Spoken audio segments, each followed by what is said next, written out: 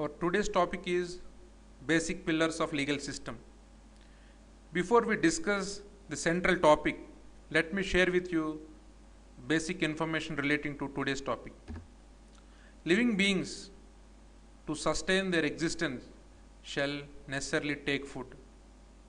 Whereas human beings, apart from taking food, they need shelter, they need clothing, they need a dignified and comfortable life. All this would necessarily result clash of interests among these persons. The reason is very simple, because resources are meager, but interests are many more. As a result, it is obvious that there would be a clash among these persons. Moreover, the threat our nature offers in the name of earthquake or in the name of floods or tsunami compelled human beings to organize themselves into a society.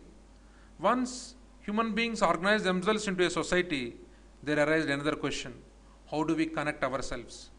Therefore, the idea of creating a tool called law was felt. In order to construct and run this tool called law, it is but necessary to have a necessary framework. That necessary framework is nothing but right, remedy, and redressal. If we could study very thoroughly these three concepts, we could definitely understand how law is structured, how legal system operates. Now coming to the first basic tool, right. Let me share with you, if we read either the definition given under a decree or a definition given under a complaint, it is very evident that our entire legal system is constructed on the premise of right. To put it in one word, it is said, it is defined under the term decree, it is the duty of the court to conclusively determine the rights of the parties. If you read the definition given under complaint, it says, whoever violates criminal liability, whoever commits offense, that is violates a liability imposed upon him, he will be penalized. Even if we read definition given under Evidence Act, under the clause fact in issue, it is evident that the court is primarily meant to determine legal right or liability. Thus, our central theme under law is existence of legal right to approach court.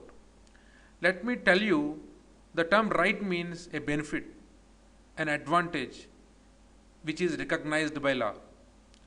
Even otherwise, if we read the Latin maxim like injuria sine damnum, that itself suggests that a person whose legal right is violated alone can approach court, none else.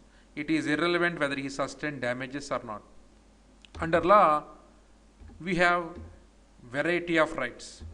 Those rights can be acquired or granted either by way of a constitution, or by way of a statute, or by way of a contract, or by way of a custom. These rights relating to constitution, statutory, contract, custom are dealt in a separate tutorial. Now, the point we would like to submit is, any person who wishes a remedy from the court, there must be a recognized legal right in his favor.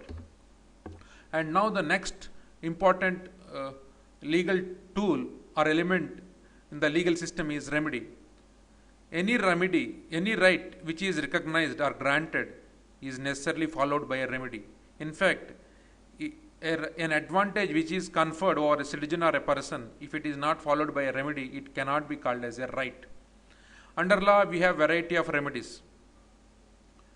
Under constitutional law, we have remedies like habeas corpus mandamus. Under civil law, we have remedies like recovery of possession, injunction, specific performance. Under criminal law, we have remedies like death penalty, imprisonment, etc., so on and so forth.